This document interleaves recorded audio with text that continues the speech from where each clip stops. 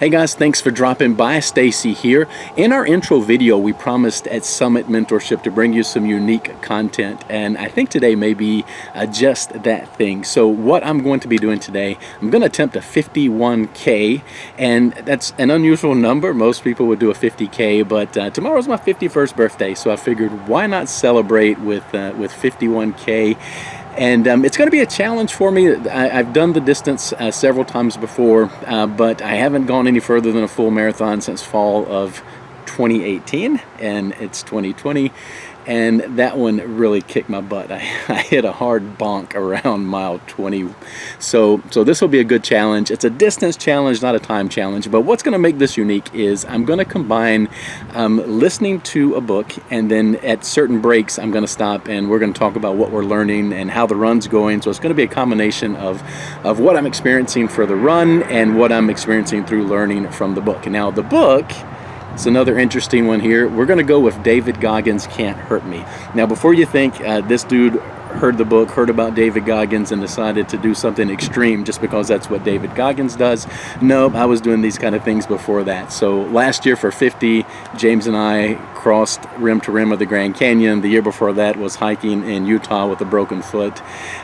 So I've been doing things like this before I found Goggins, but I think because of that, maybe there's a bit of a connection with what he talks about and what he does. So I've gone through the book once. I'm going to go through it again and bring some lessons forward for all of you guys to see what I'm learning. Now, my plan originally was to take a phone with me and do some of this on the run, but we are having intermittent showers off and on. So I've kind of got a tent set up, and I'm going to come back to the tent every 5 miles or so, every 8K or so. We're going to come back in here, grab a little bit to eat, probably change shirts. You'll see 6 or 7 different shirts, and since I'm the race director, I can choose the rules, and I want to be as comfortable as possible. So that's going to be my rules.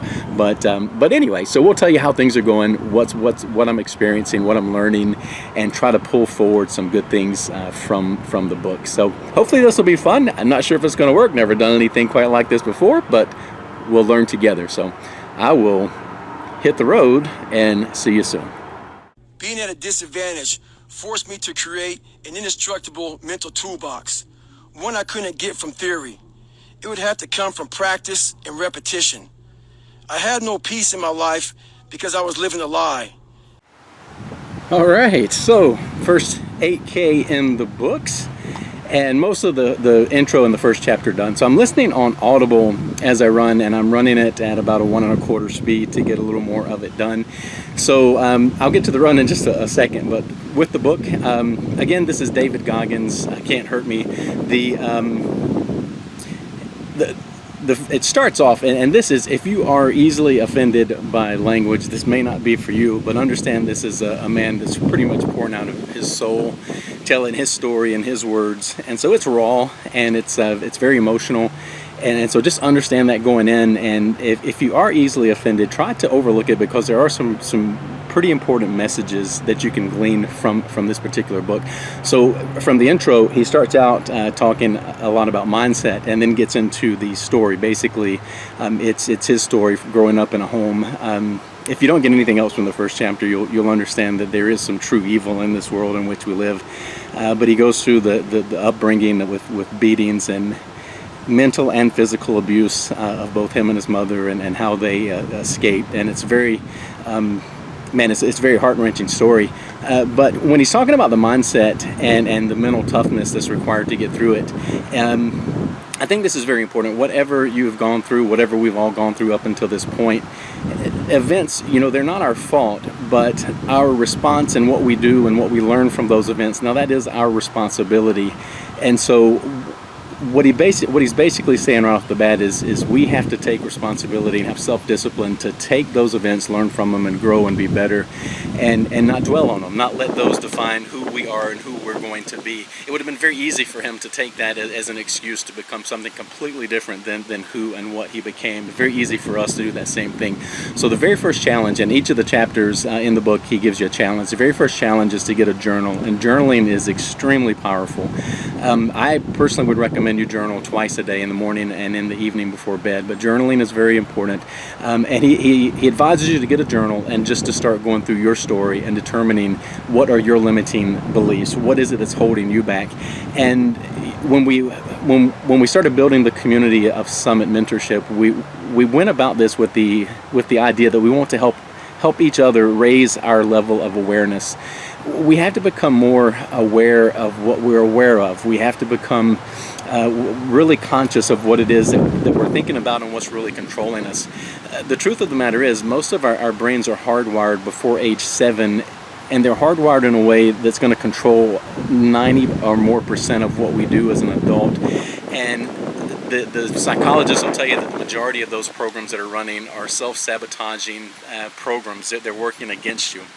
And so when he says the challenge is to journal and to journal your story, that's an important thing. We have to become, again, we have to raise that level of awareness of why do we believe the things we believe. So that way when a limiting belief comes in your mind, you challenge it. I'm not going to say you can never get rid of it, because I don't think I believe that. If you could get rid of the negative things that have happened and the negative memories, I don't know that you would, be in the middle of a run and suddenly think of something horrible that happened in 4th grade that still haunts you late at night. But so I don't know if we can ever just get rid of it. But what we can do is acknowledge it and say, up until now, I've let this belief kind of dictate my life. But from this point forward, this is my new truth, and I'm going to live my truth. So the event that happened, that's a fact. There's no way we can get around it. It's a fact. It's real. But it doesn't have to become your truth. It doesn't have to define who you are. So this first chapter is all about baselining who we are through journaling, and then let's start in the coming chapters to plot a path forward to grow and to become better. So a really good start to the book. It's an emotional story, and I think you'll come away and again, it'll make you really understand there is some true evil in this world. But it's a good first chapter. Now to the run. So again, back to the idea of a 51K. I haven't gone further than about 10 miles over the last 12 months at any one time. So this is a distance that's going to challenge me. I'm 8K in. It's hot and humid, and not quite as hot as it could be this time of the year, so that's a blessing. As far as gear, I've got Hoka shoes. I'm as a bit of an older runner, I have some issues with a little arthritis in my right foot and standard old man things, but the Hokas are really good. So I've got 2 pair that I'm going to be switching in and out of. I mentioned earlier I'm going to be changing shirts to keep a dry shirt throughout this, and about every 8K I'm going to stop, and I've got a kind of a veritable cornucopia of items here from Running Etc., the best running store in all of Hampton Roads, Virginia. But there's things by Stinger and Goo, and I've got fresh fruit and water and Gatorade and all sorts of things to keep me nourished throughout this thing. As far as clothes, it's kind of a hodgepodge since I am changing a lot. There's going to be some Nike, some Under Armour, some Champion gear, but it's all served me well for years. So these are the things that I'm going. The first 8K was great. I'm breaking this up as a run-walk because I do know that this is going to be a challenging distance for me. So I'm doing it as a run-walk. First 8 was good. So now we've just got a few more to go and we'll be done, right? So I'm going to change clothes, grab a bite to eat, hit back on the road, and in another 8K or so, I'll be back to talk to you about chapter 2. See ya. And I didn't have these great parents. I didn't have this great foundation. So I had to almost by myself start rebuilding a house. All right, so another 8K in the books. That's 16 total so far. And made it through chapter 2 of our books. Let's start there. Man, I really thought when I had this idea that when I was running there would be one thing that kind of stands out, and I'd come back and give my thoughts on that and then talk some about running. This chapter, there's at least a half a dozen things that we could take and just dive really deeply into if we chose to do so. From not letting the opinions of others determine your outlook on yourself, from the accountability mirror, which is the challenge, from finding a role model and a mentor for whatever it is you're trying to achieve, and then just a lot about responsibility and personal responsibility. But there was just so many things, and so I'm running along. I'm like, man, I should have brought a waterproof notepad of some sort. Just so I could keep up with everything. So I think I'll focus on a couple of things. As you get into this chapter, it's like, man, how many horrible things can this guy have experienced as a young child and then as a young adult, and it's just one horrible thing after the next, from murder to accidental deaths to just, you know, terrible racism that he had to face. And in today's world, that last one, you know, I'll let him tell his story and his thoughts on that. But man, it's just so hard to believe that there's that much hate in the world. And if we don't all at some point just learn to quit talking about and at each other and start talking to each other, I don't know how it's going to get any better. This is an us and us thing. We've just got to do better. But I'll let him talk about that part. The challenge from this chapter is to use your accountability mirror. So we started with chapter 1 with getting a journal and kind of going through the experiences that have brought you and made you who you are today. Because whatever our results are today, whoever we are today, it's completely because of the thoughts that we're thinking, and all of the thoughts that have been poured into us and that we have thought for ourselves up until now. And so it's really difficult to change it. I said in the last video that we are, before age 7, we're hardwired with how we're going to react as adults, and so this is a difficult proposition.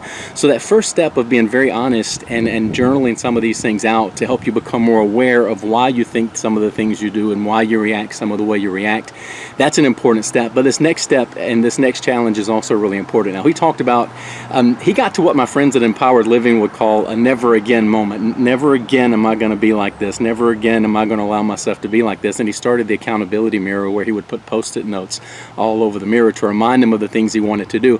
And one thing you may notice, he started not necessarily, when the first ones that he talks about are not, I'm going to get better grades, and some of the things that you think would be really life-changing. He started with, I'm not going to allow any dirty dishes, I'm going to clean my room, I'm going to dress better. He started with some things that look totally unrelated, but what we'll find and what you'll find is once you start to become more disciplined and more accountable in other areas of your life, then you'll start to become more disciplined and more accountable in all areas of your life. How you do anything is how you do everything.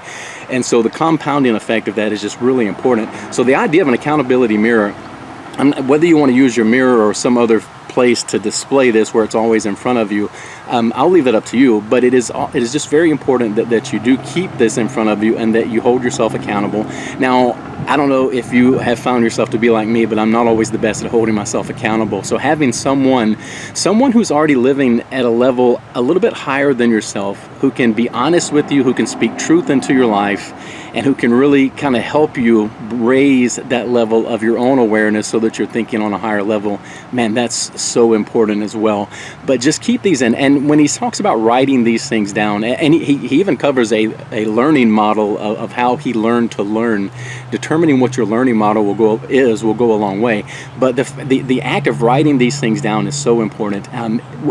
Pretty soon on our site here for Summit Mentorship, we're gonna release a guided study of Think and Grow Rich. The second chapter of Think and Grow Rich is the chapter on desire, and it's talking about a 6-step plan for how we can achieve our desires in life. And the very first step is to be very specific with what you want, and then it's write it down.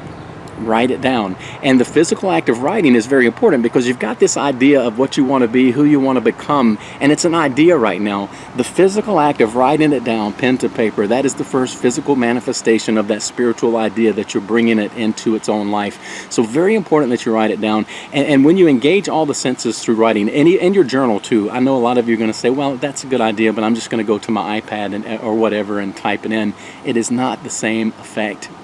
I'm going to encourage you, just write. Go old school with this. Write it down, because there's just something magical when you put pen to paper and you engage more of your senses into the process. It will stick better. So the step 2 is to have an accountability mirror, is what he called it, because he put those post-it notes. Again, just make sure you're writing down your goals, what you're, and this can be what you want to become. I would say focus on what you want to become. Your energy goes, your focus and energy are going to go together, right? And what our dominating thoughts are, that's what we're going to end up achieving. So if you're focused too much on the negative side, you're actually causing a lot of the negative to come in. So I'm going to recommend that you keep this on the positive side. Paint a picture of who you want to become, what you want to achieve. Be very, very specific, because as you're putting this into your subconscious daily, the subconscious doesn't know right from wrong, big from small, good from anything. All it knows is exactly what you tell it. So it has to be very specific, but be very specific. Write it down, look at it, repeat it every day, and by all means find someone who is living on that higher level that can speak the truth into your life. So chapter 2 has an awful lot of stuff. That was just the main things that came to my mind as I was going down the road. Now let's talk about the run. So I'm 16K in, still feeling pretty good. I'm down a few pounds, which is something I got to monitor. I'm in the nice shade right now, but I'm running through the neighborhood, and out in the neighborhood it's very sunny, very hot, very humid. And so that's something I got to monitor. Going to keep pouring some fluids in. But I'm again, this is a distance thing for me, not a time thing. So I'm pausing to talk to neighbors and play with puppies and some other things along the way while I'm listening to the book and thinking of what I'm going to tell you. But so far, so good. I'm going to, again, change shirts, change socks, try to stay as comfortable as possible on this next leg. I didn't mention this part. I am tracking everything with a Garmin watch. I'm using the Garmin Venue. It's one of the newer models, kind of an extension of the Vivo Active line, but it's got the nice new AMOLED screen, so it looks really good. Gives a lot of good data. So that's what I'm using to track the run. And what we'll do is again, it's a run walk. So sometimes I feel guilty calling this a run, but I'm doing my best to hit the distance. But we'll post some Garmin stats so that you can see how long it's actually going to take me to do this. But again, the goal is 51K for the 51 birthday, and I'm well on my way. About 35 more K or so to go, and we'll be home. So almost there, and a few more videos to go too. So I'm gonna grab something to eat, something to drink, change my shirt, and hit the road again. And I'll talk to you again real soon. But what was happening? What was happening when I was losing that weight, and I was passing the ASVAB, and I was going through all these daily struggles? I started finding a whole new David Goggins. All right, another 8K down, so officially over the half marathon mark. Roughly just a little over 15 miles completed at this point. And so also completed chapter 3 of Can't Hurt Me, David Goggins. So let's get back into that. And then I'll tell you about the run and how that's going. But another good chapter, and I don't know if I've mentioned this, but the Audible version of the book, I really dig it. They kind of include a bit of a podcast along with the book. So throughout the chapters and in between each chapter, I mean, it really kind of goes deeper, and so you get a few more insights than what you get just if you only were to buy the book. So highly recommended if you're going to go with the book to go with the Audible version just for that. Now the challenges and things, it's probably a little better to have that somewhere in writing, and so you can download those. There's lots of different sites that have it, and we'll put a link on our site to the challenges too. But typically if I get a book like this that I like, I'll get at the very least the Audible and the Kindle version, and sometimes the printed version as well. But chapter 3, it kind of goes into his career with the Air Force. He was attempting to be a pararescue. Gets into the training with the water, and lots of good stories there, and how difficult that is, and especially for someone who doesn't like water. And so he ends up washing out, balloons up to about 300 pounds, decides he wants to go for become a SEAL, to join Buds, and has to lose 100 pounds in about 3 months. And so it's a very intense story of change, and both physical and mental change that he has to go through to bring that about. So a couple of insights that I get from this chapter. Number one, it's real easy to look at somebody like Goggins and say, man, that dude is just a genetic freak, and you kind of make assumptions. You assume that it was really easy for him. And even though for him, I think some of the challenges that he faced definitely were somewhat self-imposed, because a lot of these challenges he goes into, he doesn't exactly go into them prepared, as you'll see when you listen or read the book. But it's just very rarely, if ever, is success just a straight line. There's always ups, downs, ups, downs, ups, downs. It's kind of a series of progression. And so if you think of the stock market, for example, if you look on a micro level, it looks either all up or all down. But when you look at the macro, there's this progression. There's a steady progression up and down, but the steady progression is up, and that's the way a lot of times our growth has to be.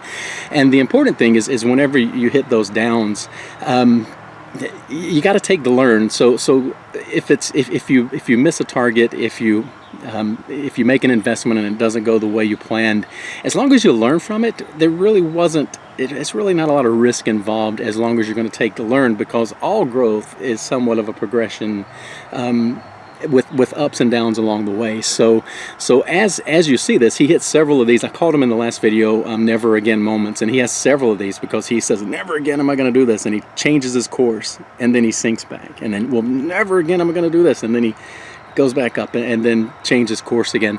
And so it's a series of never again moments, and I think we all go through that, whether it's in our business or personal life or whatever growth path we're on. We have those moments where finally something just snaps and you say, you know what, that is enough.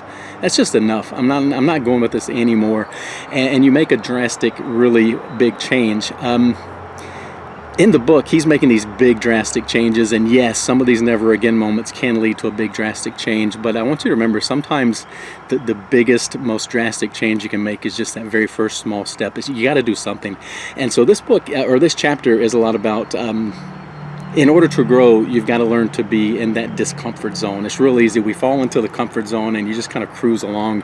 And if you set a goal that's even one little iota higher than where you currently are, you're going to have to do things you haven't done before to get to it. Think things you've never thought before. It's going to make you become something different. And that's out of the comfort zone, so that's difficult. And so a big lesson in this chapter is just to become comfortable in that discomfort zone. And so the challenge at the end for this one was to take out that journal and kind of write down some things. And it didn't have to be, it was anything that makes you uncomfortable, and then do it. Just to train your mind. As he says, you got to callous your mind. And so you just start doing things that make you somewhat uncomfortable. This run, I do enjoy running, but man, it's not always comfortable. I just know that it makes me feel better at the end. But the first couple of steps are always the hardest. So again, sometimes that biggest change you can make is just to take those first few steps to something different, so that you get this big, brilliant idea of what you can become, and it seems almost impossible. And you take those first couple of steps in that direction, and suddenly the little bit of belief kicks in, and you think, man, this could be a better life for me if I would just go for it. So just remember that growth it's going to be a progression, and it's not a steady straight up. It's going to be ups and downs along the way, but you take the learn and the downs, you continue to grow and get more comfortable. John Maxwell, in the book, The 15 Invaluable Laws of Growth, he talked about the law of the rubber band. A rubber band isn't much good unless you stretch it. Well, I don't know that we're going to be much good in our lives unless we're willing to stretch and get in that zone of discomfort, and that's a lot of what this chapter was about. So another good chapter. Now on to the run. Again, I planned this so I would finish in the dark at night, because I know it's hot and summertime, and the humidity was going to get me. So I'm consistently losing pounds here. I am monitoring it. I'm drinking a lot, eating about 300, 400 calories every hour, but still I'm down about 5 pounds at this point. So I'm going to keep monitoring that. We did hit the 15-mile mark this time. Still feeling pretty good, but obviously I haven't been this many miles in over a year and a half, so I can't say that I'm not feeling it. The legs are feeling it. The feet are feeling it. So it's starting to catch up. So it should be interesting for the next 17, I guess, miles that there are left to go. Almost at the halfway point though, so this is pretty cool. But still feeling pretty good. I'm still changing shirts every time. Again, this is my race. I can be as comfortable as I want. So gonna be another wardrobe change. Interestingly enough, I mentioned the watch I was using, the Garmin. As I left out, right then there was a rock in my shoe, and I stopped abruptly, bent down to take the shoe off. Apparently my watch thought I'd fallen and was in distress, and it texted my wife and kids and told them I was in trouble. And then it shut off the exercise, so now my run is going to be split over 2 different files, but I guess that's all right, and I guess it's nice to know that if I do keel over, somebody will know and hopefully come get me. But anyway, that was just an interesting tidbit of some things that are going on. I did get to play with another puppy on that loop, so that was pretty good, and always enjoy Cooper, the newest collie that's in the neighborhood, so that was kind of cool. But that's kind of how things are going right now. I'm going to get something to eat, something to drink, and change clothes, hit the road, and I'll see you again for chapter 4. Taking souls is also another way of don't let anybody get the advantage over you. You have to change your mindset, find where you can get the advantage, and then dominate that area. All right, so another 5 miles in the book, so we're up to 20 miles now. Get to the running part in a minute. Let's talk a little bit about chapter 4. So this one is called Taking Souls. Very Sun Tzu type of a chapter, where it's about knowing yourself, your strengths and weaknesses, knowing your enemy and their strengths and weaknesses. But a couple of points that came out. For me, for him, obviously, it's about, because this is all about going through SEAL training, and it's about taking the soul of his instructors, and so he equates it to being like in a marathon race, and you got the person that's right there with you, and if you can just outlast them for a little bit, you in his words, take their soul, and then you can actually slow down because they have mentally given up as long as you're mentally tougher. So this idea of taking souls is a little bit, and really mostly, about mental toughness. Now for me, I kind of just compete with myself. I set personal goals just like this. It's a distance challenge for me, just trying to do something that'll stretch me and make me do something. On the course, I'm not so much into worrying about what everybody else is doing, but in business and in life, having that mental edge is very important. But a couple of things that he did say in this chapter and in the podcast versions and portions, there was one section where it was talking about how easy it is to quit when things start to turn against you. And he says if you don't really know why you're there, the odds of making it through are going to be really tough when things start getting hard. And so that's very very Simon Sinek of him to say it's important to know your why. But I'm wholeheartedly agree with that. It's if you really don't have a solid why, if you really don't know the purpose, if you don't know why you are in the game that you're in, the first sign of trouble, you're just going to say, this really isn't worth it. But if you know your why and you make your why big enough, the how doesn't matter. And what holds most of us back is we focus on how. And so we get all hung up. I've got this great idea and I'm going to procrastinate and delay because I just don't know how I'm going to make this happen. I don't know how I'm going to make this happen. Well, the how, again, it doesn't matter. You have to suspend the requirement of knowing how. Focus on that why, and then just start moving confidently in the direction, and the path will reveal itself. Martin Luther King Jr., he said that you don't have to see the whole staircase. You just see that first step, and you take that first step, and the next step will appear, and then you progress.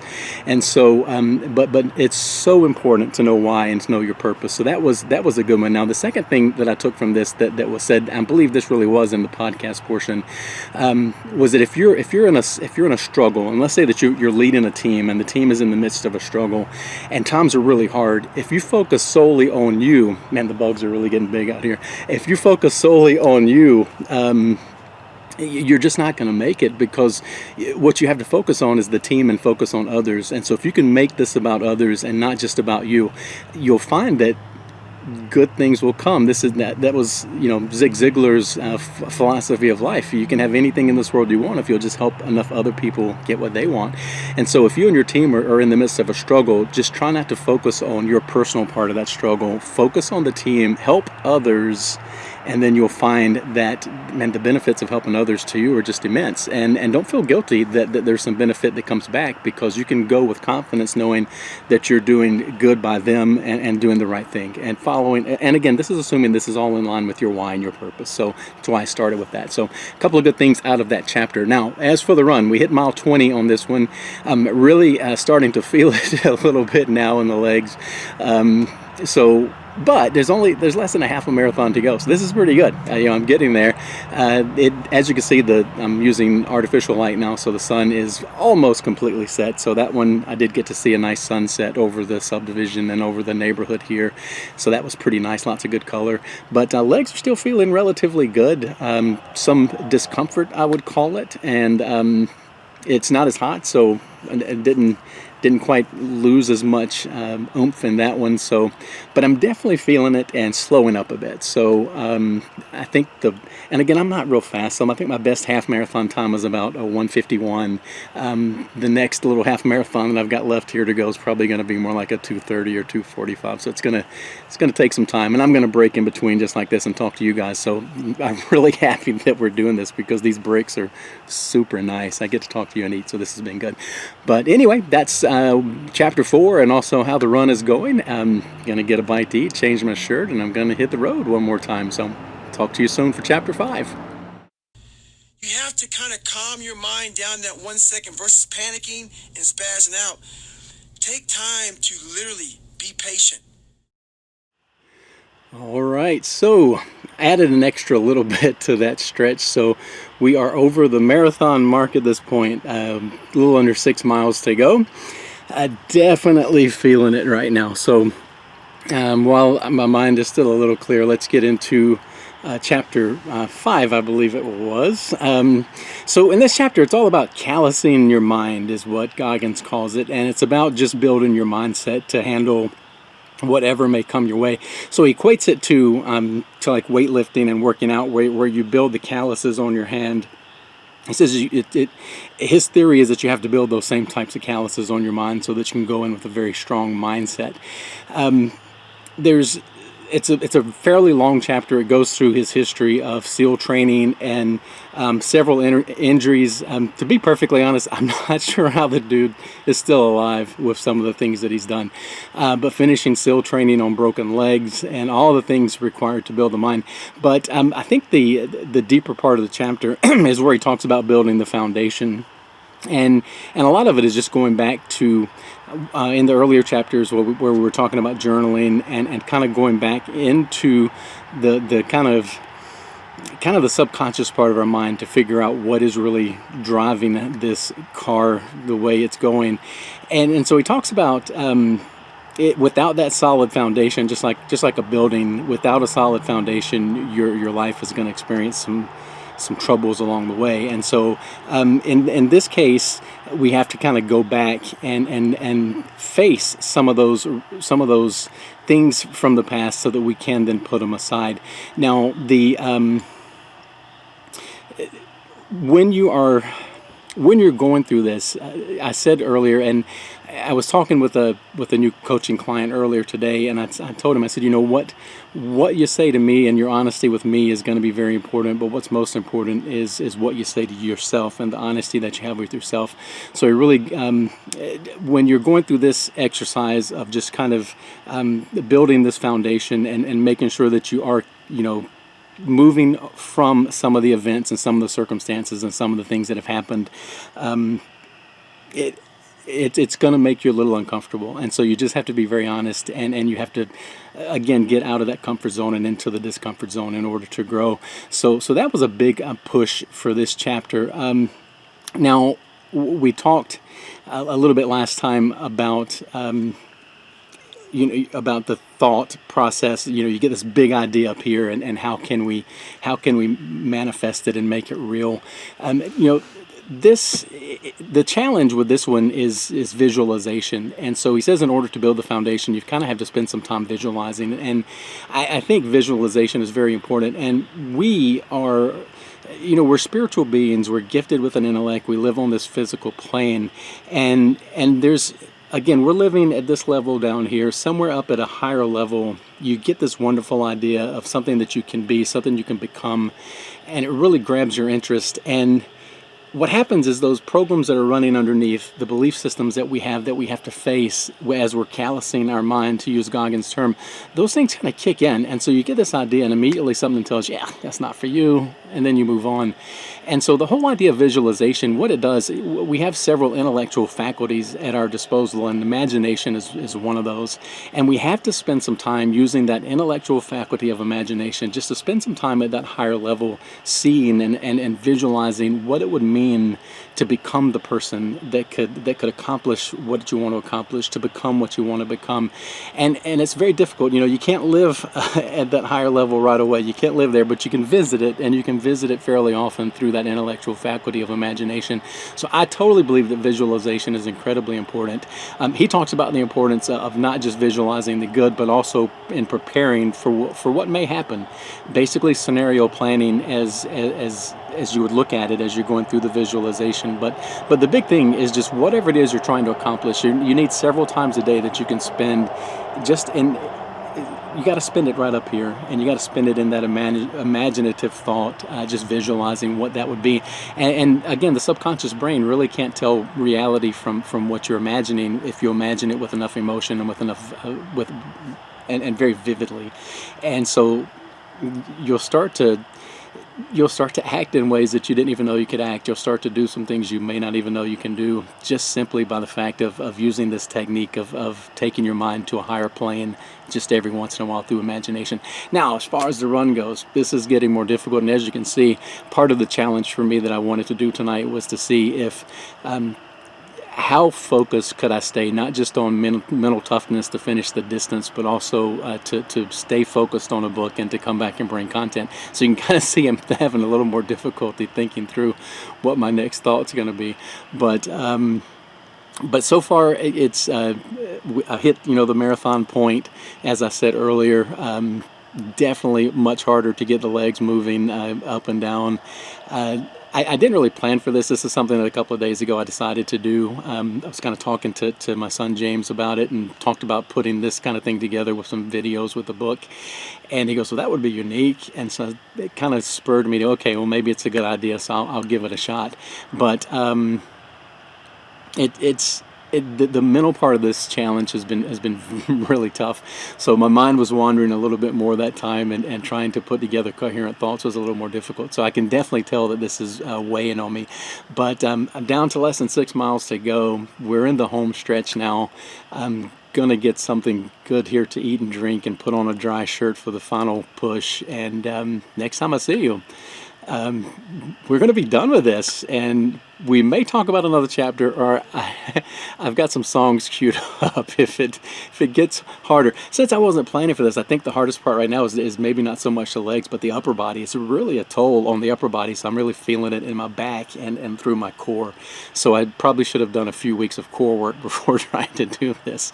But if things get a little hairy out on these last 6 miles, I may switch over to a little music or something just to give me that extra push. But whatever happens, I'm going to come back and give you an update, and we may talk books, or we may just celebrate and have a big old Gatorade or something. But anyway, I'm going to get back at it, and I will talk to you again in just a little bit.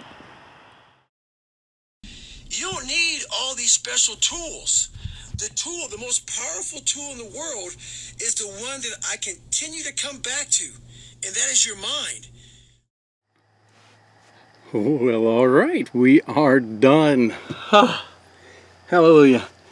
So the last 6 miles there went pretty much straight right down the middle of the pain cave. So it was quite an interesting 6 miles. Back spasms and cramps and lead-filled legs, and it'll really let you know you're alive. So that was good. But got through I'm gonna say chapter 6. Of the book. And so this one, it starts out and he's going through just one more of his insane physical challenges that he put on himself. A 100-mile run with no training. So, I'm sitting here with a little 51K without a lot of training.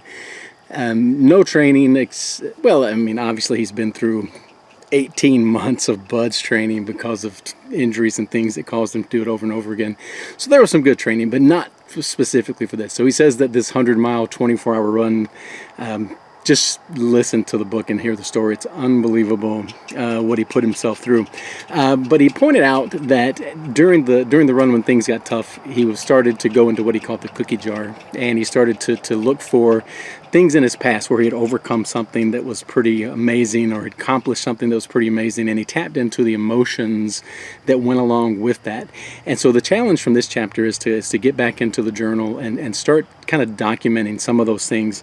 Maybe maybe you've overcome a health issue or something, maybe with a weight issue, or maybe something in business that you really accomplished, or maybe a physical challenge that you accomplished, and just kind of put yourself there. Again, using this intellectual faculty of imagination, you put yourself there and kind of tap into the emotion, tap into the feelings, tap into what you were thinking at the time.